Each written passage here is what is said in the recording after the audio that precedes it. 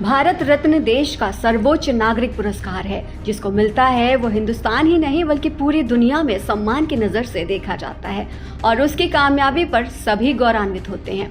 ये पुरस्कार जाति, व्यवसाय, पद या लिंग के भेदभाव के बगैर किसी भी क्षेत्र में उनकी असाधारण सेवा के लिए प्रदान किया जाता है, जिनकी वजह से देश में विकास हुआ हो। पहला भारत रत्न पुरस्कार 2 जनवरी 1954 में भारत के पहले राष्ट्रपति डॉक्टर राजेंद्र प्रसाद को दिया गया था। क्योंकि ये एक सर्वोच्च सम्मान है, इसलिए इसके कुछ नियम कानून भी होते हैं। इसकी सिफारिश भारत के प्रधानमंत्री राष्ट्रपति से करते हैं। केंद्रीय गृह मंत्रालय के अनुसार 1 साल में 3 से अधिक लोगों को ये सम्मान नहीं दिया जा सकता।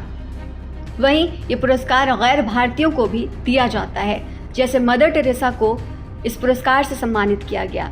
गैर भारतीय खान अब्दुल गफ्फार खान और नेल्सन मंडेला को भी भारत रत्न से सम्मानित किया जा चुका है। पहले ये पुरस्कार मरणोपरांत नहीं दिया जाता था, पर इस नियम को 1966 में बदल दिया गया। भारतीय संविधान के अनुच्छेद 18(1) के अनुसार पुरस्कार विजेता अपने नाम के उपसर्ग या प्रत्यय के रूप में भारत रत्न का उपयोग नहीं कर सकते। हालांकि वो अपने biodata, visiting card, letter head आदि में राष्ट्रपति द्वारा सम्मानित भारत रत्न या भारत रत्न पुरस्कार प्राप्तकर्ता जरूर जोड़ सकते हैं। ये पुरस्कार हर साल नहीं दिया जाता, इसकी ये खासियत है। जैसा कि नियम है कि 1 साल में 3 से अधिक हस्तियों को भारत रत्न से सम्मानित नहीं किया जा सकता। ऐसे में लोगों के मन में कई सवाल आ रहे हैं। इस बार केंद्र सरकार ने इस नियम के उलट बिहार के भूतपूर्व मुख्यमंत्री कर्पूरी ठाकुर और लाल कृष्ण आडवाणी को भारत रत्न देने के ऐलान के बाद पीएम मोदी ने आज फिर 3 और हस्तियों को इस सम्मान से सम्मानित करने की घोषणा कर दी है, जिसमें पूर्व पीएम नरसिम्हा राव, चौधरी चरण सिंह और वैज्ञानिक MS स्वामीनाथन के नाम शामिल हैं। ऐसे में अब सरकार के नियमों में कुछ बदलाव किए हैं या फिर इन 5 हस्तियों में से कुछ को 2024 से पहले के किसी वर्ष में सम्मानित करने का फैसला किया है, ये अभी फिलहाल स्पष्ट नहीं हो पा रहा है। प्रधानमंत्री के इस ऐलान के बाद तरह तरह के सवाल खड़े हो रहे हैं कि पूर्व पीएम नरसिम्हा राव को उनके किस विकासीय कार्यों के लिए सर्वोच्च पुरस्कार से नवाजा जा रहा है, क्योंकि उनके कार्यकाल में सबसे बड़ा कांड हुआ था, यानी JMM रिश्वत कांड।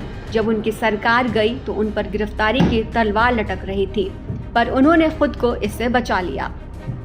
1991 से 1995 जब देश की बागडोर उनके हाथ में थी तो सबसे अधिक दंगे हुए। 6 दिसंबर 1992 में जब बाबरी मस्जिद शहीद की गई तो कई मासूमों ने अपनी जानें गंवाई। इसके जवाब में 1993 में मुंबई बॉम्ब ब्लास्ट हुआ, जिसने आने वाले कई सालों तक हमें उबरने नहीं दिया। सोशल मीडिया और कई समुदायों में लाल कृष्ण आडवाणी के नाम पर भी लोग आपत्ति जता रहे हैं और साथ ही साथ नाराजगी भी देखने को मिल रही है। आडवाणी को रथ यात्रा उसके घातक परिणाम के लिए कभी फरामोश नहीं किया जा सकता। उनके द्वारा निकाली गई रथ यात्रा जहां जहां से गुजरी, सैकड़ों बेकसूर मारे गए। यहाँ गौर करने वाली बात यह है कि आडवाणी की रथ यात्रा भगवान श्री राम के प्रति उनकी आस्था के लिए नहीं, बल्कि पूर्व प्रधानमंत्री विश्वनाथ प्रताप सिंह के लाए गए मंडल कमीशन के जवाब में निकाली गई थी, जिसका जिक्र उन्होंने खुद जॉर्ज फर्नांडिस से भी किया था। जॉर्ज फर्नांडिस ने अपने भाषण में बताया था कि आडवाणी ने उनसे कहा था कि आपने हमारे सामने कोई विकल्प नहीं रखा है, अब हमारे सामने एक ही रास्ता है कि हम अब मंदिर, हिंदू और हिंदुत्व का प्रश्न लेकर लोगों के सामने जाने का काम करें। लाल कृष्ण आडवाणी जब गृह मंत्री थे, डिप्टी प्राइम मिनिस्टर थे, उसी साल संसद पर हमला हुआ था। करगिल वॉर भी कहीं ना कहीं हमारी इंटेलिजेंस फेलियर का ही नतीजा था। हालांकि हमारे जवानों ने अपने शौर्य और साहस के साथ करगिल युद्ध जीत लिया और वहां तिरंगा लहरा दिया, पर हमें ये नहीं भूलना चाहिए कि इस युद्ध में कई माँओं ने अपने सुपूत शहीद होते देखा।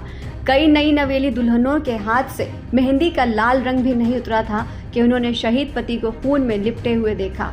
ये सारी चीज़ें लाल कृष्ण आडवाणी के समय में हुई जब वो गृह मंत्री थे और डिप्टी प्राइम मिनिस्टर थे।